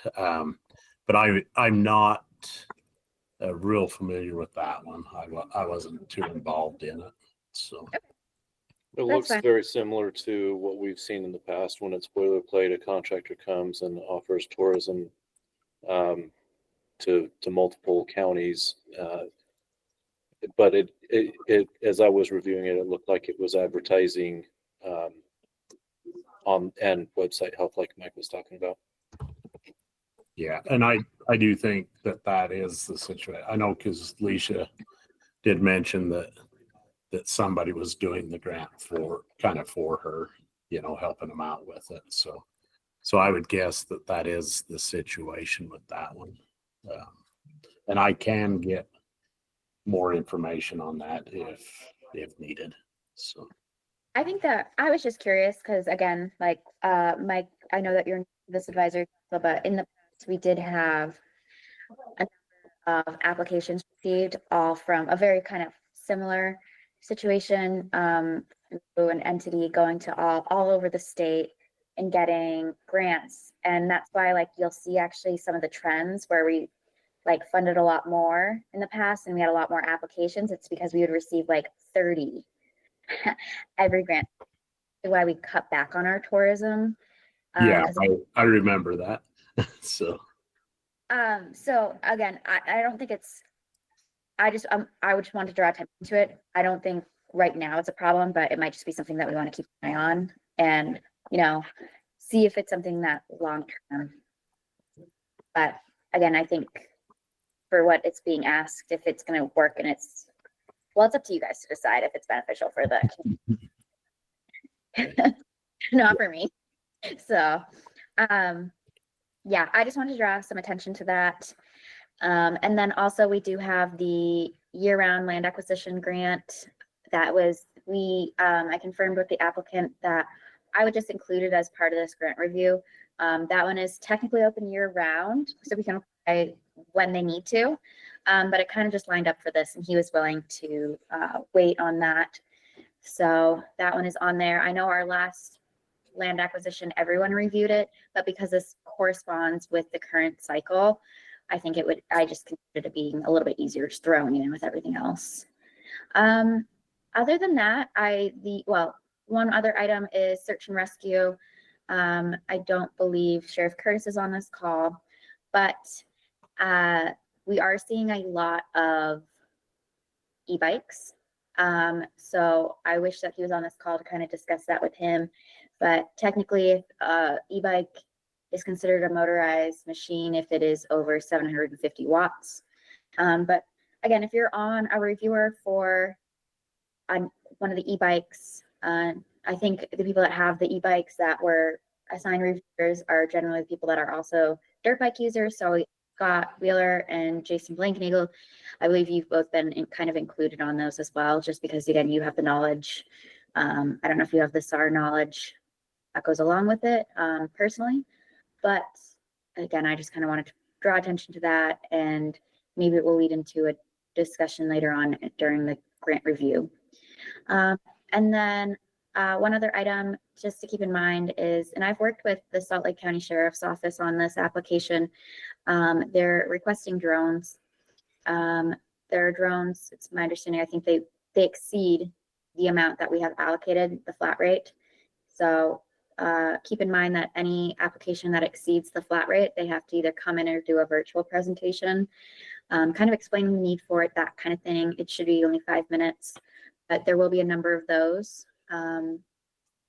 But with this one, I know we've had some discussions on it in the past that Salt Lake County, there's 4 miles of OHV trail, but it would be potentially benefiting the greater good.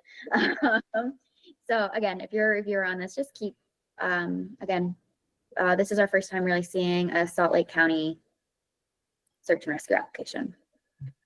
And there is one other application in here. Sorry, it's a trail work one that exceeds the request amount for the $50,000. So it is Wayne County. They were at our last grant meeting and they presented on their last, the phase 1 of this project. So for this one, I don't know if they'll be there in person or virtual, but it will be, they'll have to. Did they do you said they didn't do a 15-minute consult with you on that? No, they didn't. I'm trying to think. I mean, I spoke with them, but I wasn't like, I was surprised to see phase 2 currently from them coming through. So in the past, when people have done it, like, it's not something that I've kept, like, I'm not gonna be like, hey, we're denying your application because you didn't do this 15-minute discussion with me. So that's why it's hard to kind of keep if I haven't kept that standard with other people. So that's why I want to remove it. Do we need, well, and I wonder if all of us should be reviewing these bigger ones, in all honesty.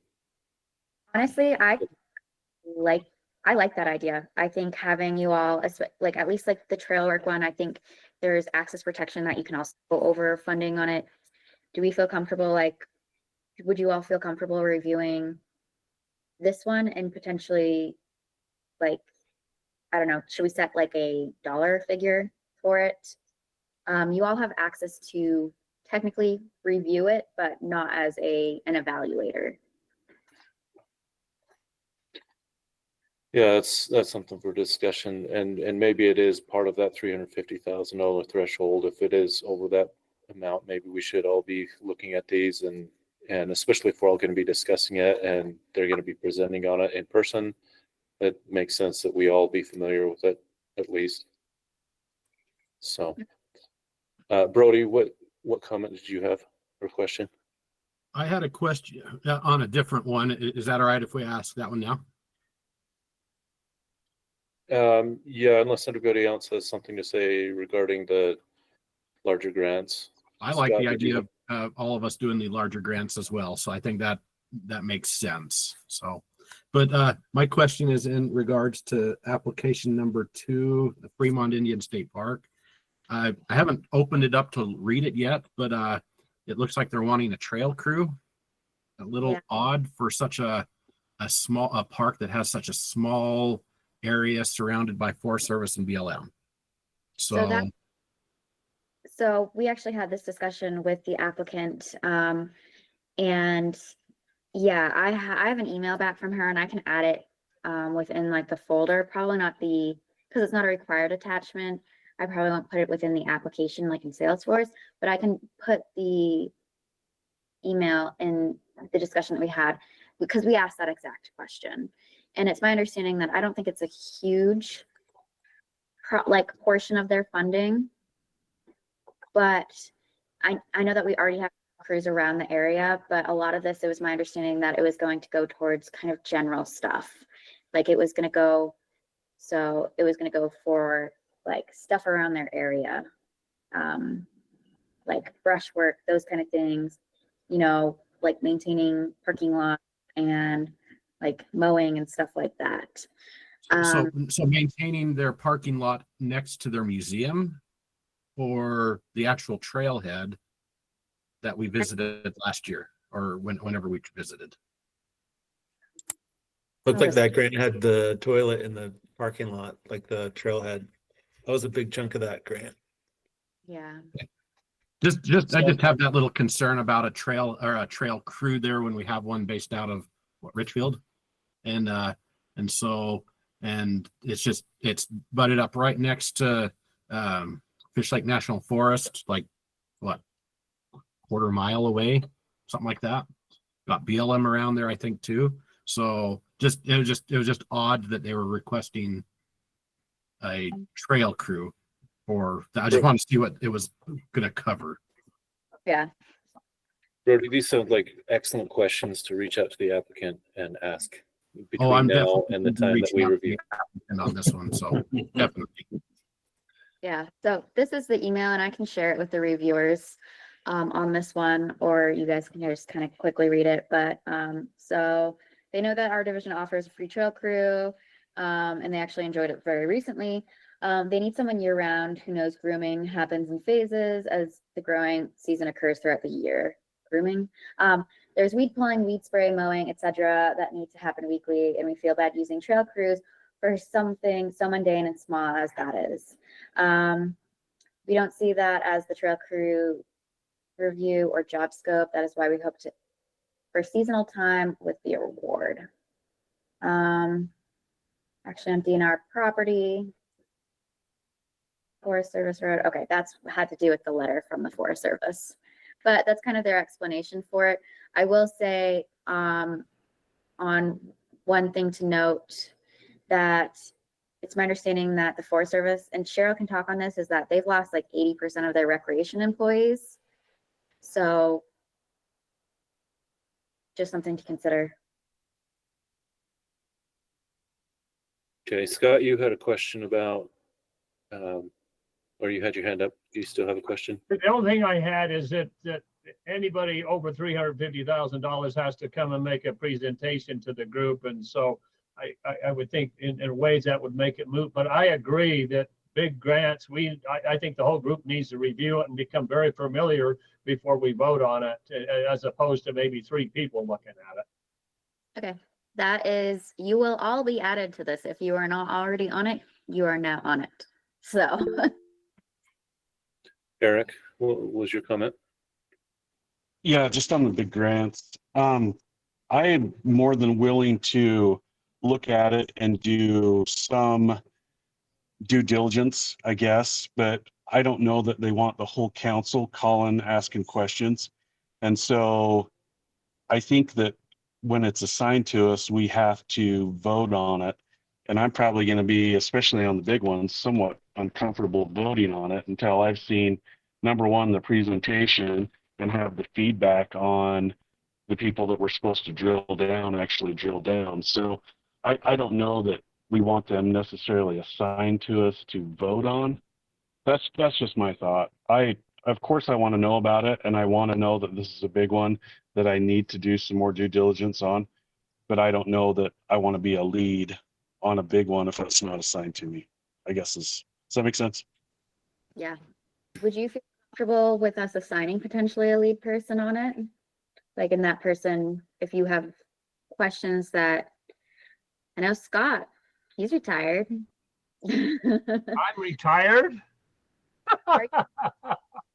So I plan on talking to these people, and but you know what? These people have been doing a lot of work down there. So it's if somebody's producing trail for us to go right on. I'm excited about that. But again, there's a lot of money, but I do believe that these big grants need to be scrutinized. And I'm with Eric that we don't want the whole council calling them. I will do as much research as I possibly can. Maybe I'll even drive down to them and say, hey, I want to look what you're doing. I want a really good, clear view of what you're going to spend the money on. Yeah. So I guess, So yeah, Cheryl said that, yes, it is in a Google folder. Anybody can access this grant. But if it's not assigned to you in the portal, then you're not going to be able to see it there.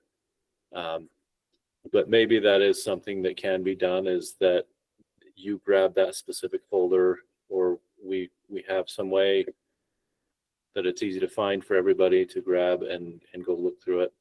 But yeah, ultimately we really should all look through that larger grant and be familiar with it. okay. And any in the future. So what I can do is, so like if you do go into those folders, again, this is like the Paiute one, but just to give you an idea, so all the folders will look identical, but this is actually just their full application. It has the entire application as a whole, and then it also has all of their attachments combined into it. So if you want to see the full one, I think honestly, maybe that would be a little bit easier, is just to, I can download this folder and share it with you all. Just so that you have it. Like, let's see, where's Robbers Roost? Here it is. Yeah, so you should all have access to this, but again, I can download this and share it with you all directly. I think that might be an easier way, especially when yeah. But again, I'm open if you guys want to. I'm happy. That sounds like a good approach, Rachel, is if you just share a link to that specific folder to us. That way it's fresh on our email and we can go grab it easily. Perfect. Yeah, I can do that. Okay. Before everything went down, I had a paper. Here it is. Okay. Yeah. So pretty much what is overview? We've gone through, and we haven't directly gone through the evaluators, but if you could all just take a glance at this, and again, if there's any conflicts, please let me know. Or if you're like, hey, I really want to be on this one, I can make changes to that. So just keep that in mind. And then next is the evaluator refresh. I know we're cutting it close. Patrick, do you mind giving a quick little presentation on the evaluator refresh? Sure thing. Yeah, so I'm just going to present my screen. So yeah, I mean, it feels like we have a lot of veterans of this process, but maybe just like a quick review. There's my calendar in case you're curious. So you'll just kind of go into our login. This is our classic portal. I guess for Mike Cook, I did set you up with an account, so hopefully you've seen that activation email. I think that's the only one I actually had to set up, but obviously you log in and you'll get these 3 bubbles. Review is where you want to be. So you'll hit review and then you go through. And so I went ahead and added this Wayne County, the Robbers Roost, just because I think the project is awesome. It's like, cool, I want to take a look. But yeah, you'll just see all of yours here. I think one thing to keep in mind, often, pay attention to the page size, because sometimes it's set to 5 or 10 and it's like, wait, where are the rest of them? One thing you can do is just set it to 50. That way you'll definitely see them all in one page, or just be mindful that you're clicking over to the next page. And there is some status stuff if you want to sort it. I don't think any of us are dealing with enough that we need to worry too much about status. But then you'll hit this little green icon. Can everyone see this? I can actually probably make this bigger. That might be a little helpful. Okay. So yeah, you'll hit this green icon and then that'll bring you into the evaluation. And our portal is so fast, as I'm sure everybody knows. But yeah, as you're kind of going through it, we do have, just kind of overview language and stuff, but you'll just kind of go specifically to the sections.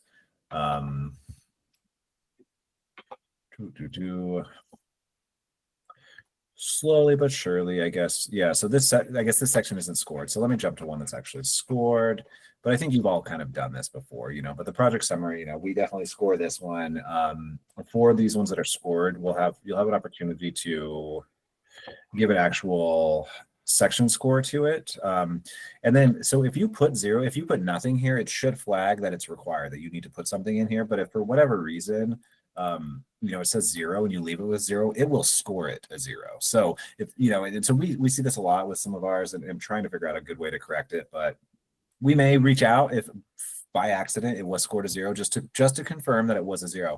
And, and I believe there's probably some projects that do deserve a 0, for whatever reason, but hopefully that is very few and far between. You don't have to put comments here, but, for whatever reason, if you want to help explain your score, this is a great opportunity to put comments there.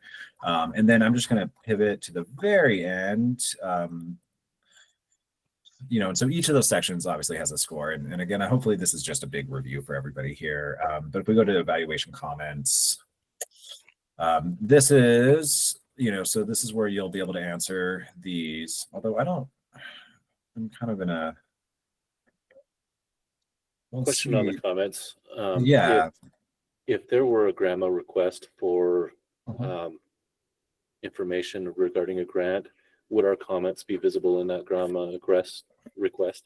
That's a great question. Yeah. And so anytime we share, like it's our standard practice after application particularly has been denied, we offer, to share comments with them.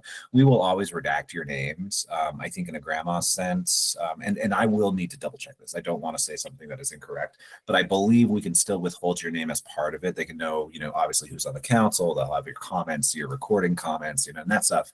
Maybe we don't grandma that because it's just so readily available. But yes, they could get the actual comments. And that's just when we say, if there is a lot of weakness, just be kindly about the weakness. It's okay to identify weaknesses. We just want to avoid, any specific language, just kind of like assumptions. You all are professionals. You're all experts. I think you can explain the weaknesses without, any pejoratives. But Eric, you had a question? I think it was Scott. Eric's hand. Yeah, I think it was. Down. Okay, Scott, go ahead. Yes, Patrick, I have reviewed grants that they did a superb job at filling out the application, but it's something we shouldn't, grant them any money. Yeah. But it's ask how good a job they did applying. They did a really good job, but it's something we shouldn't fund. And so how am I going to grade that if they did a really good job applying, but it's something we shouldn't fund? I mean, I think even just that, right? So if there's a reason you shouldn't fund it, and I'm just going to try to make one up on my head, maybe this is like, it's a new 501c3 and they're trying to operate in an area that is like really well covered. And you're just like, what, I wish that they could take this work to another area as this area is really well taken care of or something. You could express that, sometimes it's just ineligible for whatever reason. I think it is perfectly okay to give very clear reasoning for why you don't want to fund it. For our sake and for your sake, we just don't want to, no name calling, just we want to be clear. We want to be helpful. So if that's the case where they could make a change, whether apply to a different program and be eligible, that would be something great to include in the comments. It's just a matter of, it's one of those things. Like, I know this is a weird kind of metaphor, but when they say like, hey, when it's snowy, drive like your grandma is in the car holding hot soup. It's kind of that idea here, which is like, write it as if, your dear grandma is going to read these comments and she's going to need to learn from them, right? We want to be helpful and constructive. Well, So. It comes down to you grading this application and you say, hey, they did a really good job, but we're not funding it, but you give them 5s on all this. And at the end you say, no, we shouldn't fund it. And so Yeah, and I think, I hope those are pretty rare, right? I mean, I am struggling to think of an examples where it's like, this is a great application, we can't fund it. I mean, some of it, are really easy. It's like, oh, well, they've already spent a lot of this money outside of the contract, so we can't fund it, or this is an ineligible applicant or something. But I'm struggling to find one where it's a great project, it's a great application, but you don't want to award it. Sometimes it could be just competitive, to use like our UORG. We had one category on the UORG side where we had like 13 million in requests, but we only had 2 million. So we had some amazing applications that should have been funded. We just didn't have enough money. And sometimes that's the reasoning, and I think you'll just have to trust, like if you put good comments in, Rachel and I, like when we are communicating with applicants who did not receive funding, we don't just copy and paste the comments. We give them like nuance and commentary. It's like, look, this is why. And so we are helping as well, just trying to give just a full understanding of why it wasn't funding beyond your comments. So, you're not alone. I promise you. Does that help with that at all, Scott? Somewhat. Yeah. And then I would say again, like you put the 5 there and behind it says, but I really don't want to fund this. I don't know how. It's like you're answering it and you're not really saying what you really mean when you answer it. Yeah, it's good. So yeah, I won't worry about it. Okay. Well, and I think if you do run across an application like that where you're just like, I'm scoring this really high, but I don't really want to, feel free to talk to us, and we can get more context or nuance to give back to them, or maybe just better position you where you can like kind of explain your reasoning a little bit more. And then I think the last thing I wanted to show is, I know, you all have a lot of reviews and stuff, and this is probably going to be pretty obvious, but like, I reviewed for the Outdoor Recreation Planning Assistance Program, and I don't know if you're already doing this, but one thing that I found really helpful that some of our other community members do is I did all of my scoring just on a spreadsheet first, and then that way I could just copy and paste. And it was really nice because then I could essentially score them all without putting anything into the portal, and then I could kind of have them make sense with each other, because maybe the first 2 you read are like, these are 5s. And then the next 2 you read is like, no, these are actually 5s, and you have to kind of go back. And so, and then, go ahead. Eric, you had a comment. Sorry, I must have cut you off last time. I thought that was from something else. So go ahead. I actually don't have a comment. I gave my comment. I guess I don't know how to shut off the hand. Oh, okay. Don't worry, I got you. There it is. Awesome. Thanks, guys. Thank you. We're a little hesitant to give people authority to do a lot of things right now. Thank you, Patrick. And so some of a portion of kind of what I wanted to talk about is some of the questions that Scott actually brought up. I like the idea that, and I'm going to share the spreadsheet that Patrick made, and if you guys want, I can go the extra mile and list all the application numbers that were assigned to each individual person. If you feel like it's necessary for you, I also think that that'll really help with like bias, or when you're like, hey, I was really excited when I first started reviewing, but now I'm on my 5th one and I'm exhausted. So maybe that will just kind of help with any of that. So I will get that sent out. So, but to kind of what I was talking about earlier, what I just mentioned. So this is shared with you. Again, this is what Patrick just went through, but kind of discussing or potentially just thinking about like how to score. So again, like 1 is for low, 5 is exemplary, 3 is shows promise, and kind of like what it actually potentially looks like. So I definitely think that, they've like exemplary, I view it as that they've gone above and beyond, but again, I think this is going to kind of figuring out how you view these items on your own. I mean, I can tell you what I think, but I also want you guys to think for yourselves. But I think a lot of it is like taking into consideration the budget as a whole and how it benefits the community and kind of like where our goals lie. I know that Scott also mentioned that maybe this year's goal is more so on access protection because, he's seeing those trail closures. And so just keep some of those things in mind when you're going through. And then kind of a little bit of this is like for this grant cycle, like kind of figuring out like what prioritizing, right? So, and again, I'm just gonna say Scott. He mentioned access protection. So I don't know if we want to discuss this and maybe like, I think we've historically, if you've seen how many applications we receive for access protection, they're definitely a lot less than, let's say, trail work or those items, but maybe working towards trying to get that word out more. So I know that we have one access protection grant this cycle. So yeah. You want me to comment? Sure. Do you want to comment? I think that it's an important end. I keep beating the table every time we have a meeting about access protection. And but there are other areas. I think to some extent, we have defined what our role is, but I think we could, like, for example, maybe SARS, maybe we're spending more money on search and rescue than we should. Maybe not so much in this other. Maybe we need more on education. But I think that's an ongoing issue. But I do think we need to rethink the access protection in ways. I think our hands are tied of what we can do and why people won't apply for access protection, because I think our hands are tied by what we can and can't do with it. Yeah, no, I agree. And I think that's, that's something that it's such a touchy subject because, the legality of it. And then with FlipGo, kind of doing a lot of the work already, trying to make sure that's not duplicative of the work that they're doing. So I honestly, like internally, like I want to prompt that question more so for potentially like leadership. When I say leadership, I mean, not you, Patrick, but you can help me, is like our director and bringing this to his attention and seeing, hey, what's our legal capability and how can we expand this to make it a little bit easier for others to apply? I also think that we don't receive a ton of applications because, again, they have to be incorporated in Utah, and that's in statute, meaning we'd have to go through the legislative session to change that.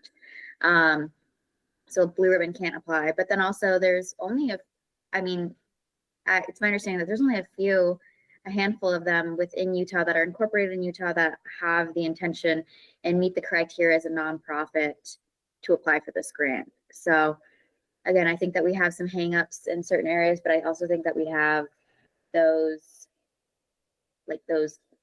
brackets for a reason for other concerns. So something to think about. But again, I'm going to bring this to the attention of our director and kind of see what we can do on our within our capability.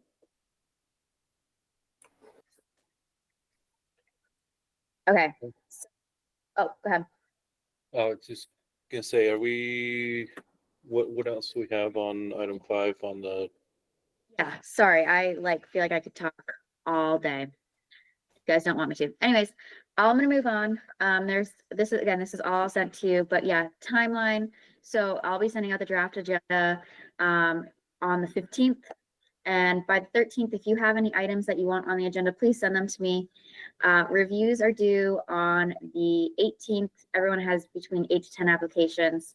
And then on the 19th, I will send the meeting packet. Again, very fast turnaround time. Ideally, we're going to expand this. I discussed this earlier, but expanding it so that there will be actual time. But this one is a weird one. And then the advisory council meeting, I need to get confirmation from Utah Lake State Park, but we're thinking of doing it there from 10 to 5 with obviously lunch provided and those kind of things. And then after that, just to give you a little understanding of things, especially if people reach out to you, is that pretty much right after the meeting ends, or the next day, I send out those recommendations to our division and department directors for their sign off on, and then following their approval, it'll generally take 1 to 2 weeks for contracts to go out. I don't want to take up more of anyone's time, but if anyone has any requests for the scoring meeting, just shoot me an email. So if there's anything that you're thinking of and or you'd like to see, or you'd like, anything like that, just shoot me an email and we'll work to get it done. Okay, thank you, Rachel.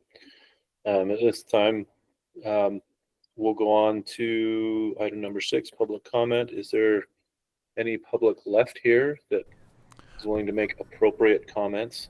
Mr. Chairman, due to the earlier incident, we have closed the exterior ability for public to join in as notice. So please know on the record that is not possible. And it's probably appropriate for us not to take any votes on actions, but okay to proceed with informational aspects as we are live on YouTube still. Okay. Well, at this point, there's no action items on our agenda. So except for the last one, which is adjournment. And I'll accept the motion unless anybody has anything else.